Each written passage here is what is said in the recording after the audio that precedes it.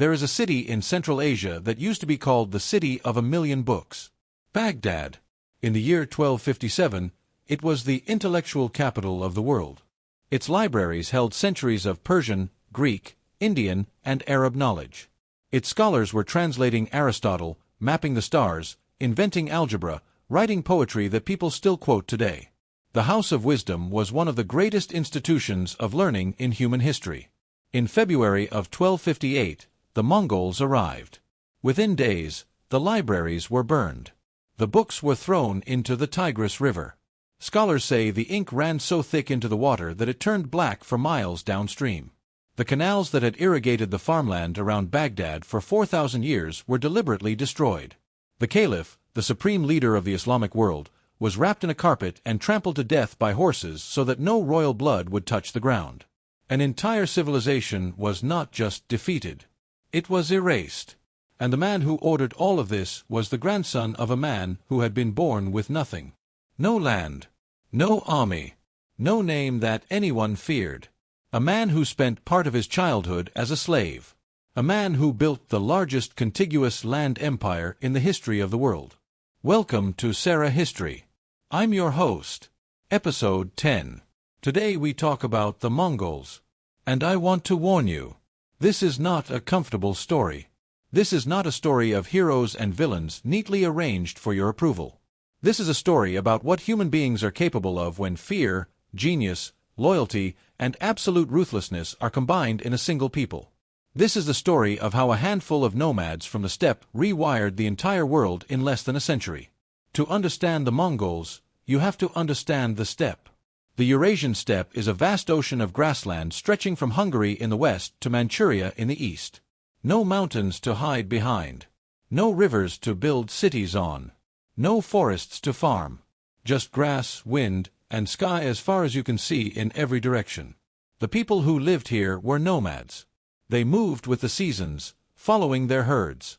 They lived in portable round tents called jairs, which we sometimes call yurts.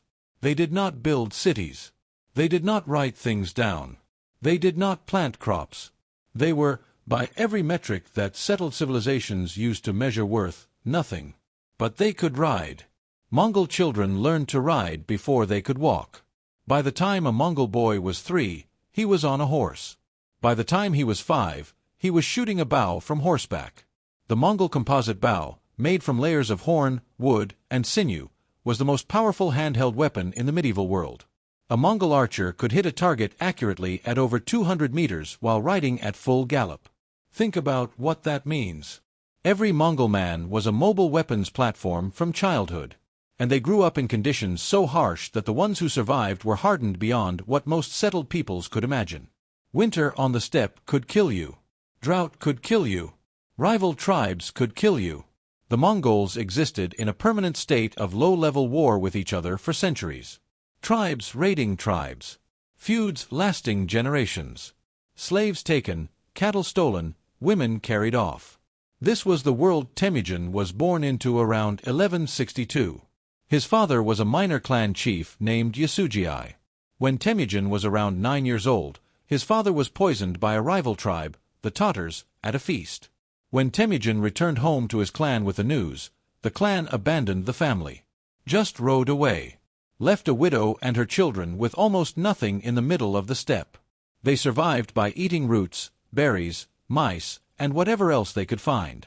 And then, while Temujin was still young, a rival clan captured him and put him in a wooden slave collar. He escaped. That escape, and everything Temujin did after it, tells you who he was. He did not collapse. He did not accept the role of victim that the world had assigned him. He began building alliances. Carefully. Patiently. He found a blood brother, a man named Jamuka, with whom he shared everything. He cultivated relationships with powerful men. He built a reputation for loyalty that was unusual in a world where betrayal was ordinary. He also showed, early on, a talent for something most steppe leaders lacked. Mercy toward enemies who surrendered. Absolute destruction of enemies who resisted. That combination, generosity to those who submitted, annihilation to those who did not, became the template for everything the Mongol Empire would do. By 1206, after decades of war, shifting alliances, dramatic betrayals, and extraordinary campaigns, Temujin had done something no one had ever done before. He had unified all the Mongol and most of the Turkic tribes of the steppe under a single authority. At a great assembly called a Kurultai on the banks of the Onon River, the assembled chiefs gave him a new name: Genghis Khan, universal ruler. He was probably in his 40s. He had started with nothing. He now commanded an army of around 100,000 of the finest cavalry the world had ever seen. And he looked south, at China. The conquest of China took decades and was actually completed by his successors. But Genghis began it. He attacked the Jin dynasty of northern China from 1211 onward, using tactics that shocked settled armies entirely. The Mongols had no use for long sieges in their original form. They were horsemen. They wanted to move fast. But cities had walls. So they adapted. They found engineers. Chinese engineers first, then Persian, then anyone who could build siege weapons. They absorbed the technology of every people they conquered and used it against the next people they encountered. Catapults, battering rams, flaming projectiles, biological warfare, reportedly catapulting plague-ridden corpses over city walls. They also pioneered psychological warfare on a scale that was almost modern.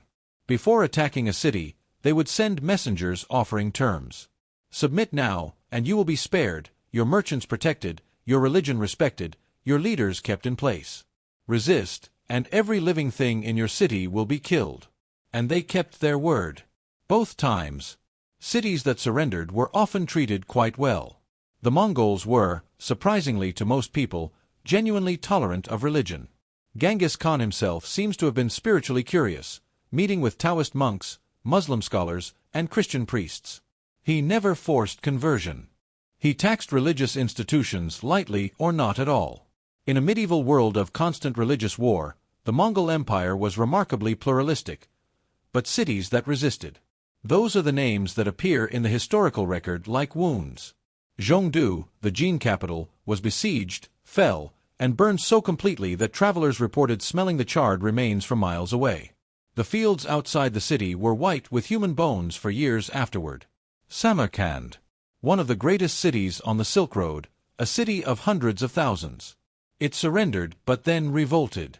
The Mongols returned and killed, by various historical estimates, somewhere between 200,000 and 700,000 people. Nishapur, a city of over 1 million in what is now Iran. The daughter of a Mongol general had been killed during its siege. The order came down. Every living thing in the city was to die. Even the cats and dogs. The city was leveled so completely that when a traveler visited decades later, he could not find where it had stood. These numbers are almost impossible to absorb. Some historians believe the Mongol conquests killed somewhere between 30 and 40 million people. By some estimates, the population of Iran did not recover to pre-Mongol levels for 600 years. The population of China may have dropped by 30%. Genghis Khan died in 1227, probably from injuries sustained in a fall from his horse during a campaign against the Tangut people. He asked to be buried in secret, with no marker. His grave has never been found. He was followed by his son Ogdi, who continued the expansion westward and into southern China. Under Ogdi and then under Genghis's grandson Batu, the Mongols turned toward Europe. In 1241, Mongol armies invaded Poland and Hungary simultaneously. Two separate armies, hundreds of miles apart, coordinating their movements with a precision that military historians still analyze in awe. At the Battle of Legnica in Poland, a combined force of Polish knights and Teutonic knights was destroyed. At the Battle of Mohi in Hungary, the Hungarian king barely escaped with his life as his entire army was annihilated. The Mongols were at the Adriatic Sea. They were looking at Vienna. And then they stopped. News arrived that Ogdi Khan had died back in Mongolia. Mongol law required all senior leaders to return for the Kurultai to choose the next great Khan. Batu turned his armies around. Europe never knew how close it came. The Mongol armies that had just destroyed the finest knights of Poland and Hungary were not at the limit of their power. They were, by most accounts, nowhere near it. Western Europe survived the Mongol conquests not because of its military strength. It survived because of a funeral in Mongolia. The Mongol Empire at its height was staggering in scale. from the Pacific coast of China to the borders of Poland, from Siberia in the north to the Persian Gulf in the south. It covered roughly 24 million square kilometers, 1/4 of the Earth's total land area, and for a period in the mid-13th century, it held perhaps a third of the world's population under a single authority. Nothing like it had ever existed. Nothing like it has existed since. And here is what almost no one talks about. Within that empire, something remarkable happened. The Mongols created what historians call the Pax Mongolica, the Mongol Peace. For roughly a century, from about 1250 to 1350, the Silk Road trade routes were safer than they had been in centuries. Merchants could travel from China to Europe with a Mongol passport, a tablet of gold or silver called a pesa, and receive food, horses, and protection at way stations across the entire route. Marco Polo made his famous journey during this period. He could not have done it otherwise. Ideas moved with the merchants. Chinese papermaking and printing technology reached the Islamic world and then Europe. Gunpowder, already known in China, spread westward. Medical knowledge, astronomical data, agricultural techniques, all flowing along the same routes that silk and spices had always traveled, but now faster and more freely than ever before. The bubonic plague also traveled those routes. The Black Death that we discussed last episode killed perhaps a third of Europe's population. It arrived in Europe via Mongol-controlled trade networks. The Mongols connected the world. And in connecting it, they also allowed disease to move at a speed it never had before. History is rarely simple. After Genghis, the empire was divided among his sons and grandsons into 4 major khanates. The Yuan dynasty in China, ruled by Kublai Khan, Genghis's grandson, who became the emperor of China and was visited by Marco Polo. The Ilkhanate in Persia and the Middle East. The Chagatai Khanate in Central Asia. And the Golden Horde in Russia and Eastern Europe. Kublai Khan is one of the most fascinating figures in this story. He was raised in China, educated in Chinese classics, and became, in many ways, more Chinese emperor than Mongol Khan. He unified China, extended the Grand Canal, built roads, established a famine relief system, promoted arts and trade. Marco Polo, who served at his court for 17 years, wrote about a civilization of almost unimaginable sophistication. Kublai also failed. He attempted to invade Japan twice, in 1274 and 1281. Both times, his fleets were destroyed by massive storms. The Japanese called these storms kamikaze, divine wind. The belief that their gods had protected them from the Mongols would echo through Japanese culture for centuries. He attempted to invade Vietnam and Java. Both times, the jungle terrain and guerrilla resistance defeated what had conquered the open steppes and the Great Plains of China. The Mongols, it turned out, were not invincible. They were a product of a specific environment and a specific style of war. Take them out of that environment, put them in jungles or on oceans, and they struggled.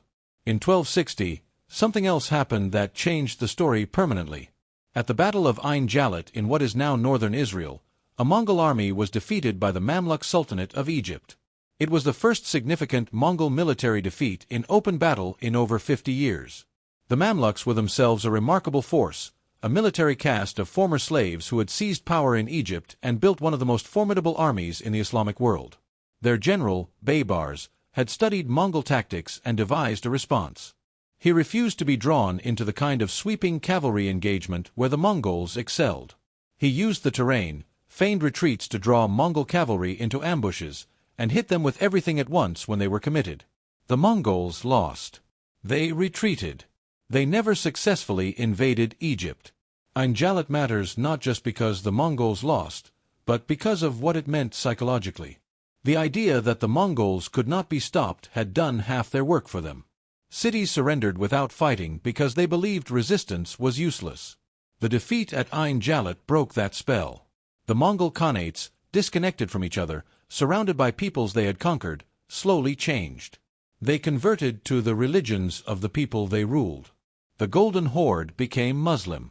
The Ilkhanate became Muslim. The Yuan dynasty adopted Buddhism and Chinese customs. Within 2 or 3 generations, the conquerors were being absorbed by the conquered. This is the great paradox of the Mongol Empire. They were too successful. They conquered so much, so fast, that they never had enough Mongols to hold it all. They had to rely on the people they had defeated to administer, to farm, to tax, to build.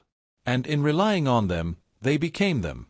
The Yuan dynasty in China collapsed in 1368, overthrown by the native Chinese Ming dynasty.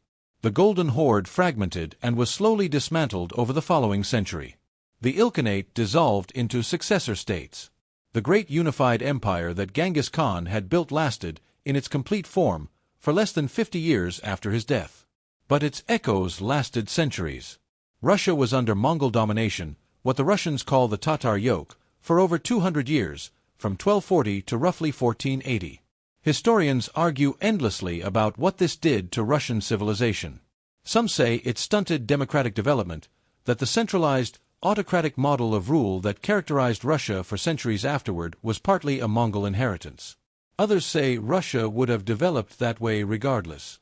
The Ottoman Empire, which would eventually conquer Constantinople and rule the Middle East for centuries, rose partly in the power vacuum left by the Mongol destruction of older Muslim powers. The Timurid Empire, founded by Timur, who claimed Mongol descent and deliberately recreated Mongol methods of terror, arose from the same chaos.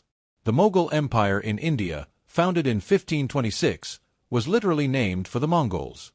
Mughal is a Persian word for Mongol. Its founder, Babur, was a direct descendant of Timur on one side and Genghis Khan on the other. Genghis Khan's genetic legacy is literal. Studies have identified a specific Y chromosome lineage that appears in roughly 8% of men across a wide swath of Asia. 16 million men alive today likely descend directly from Genghis Khan in the male line. No other individual in recorded history has that kind of genetic footprint. So what do we make of all this?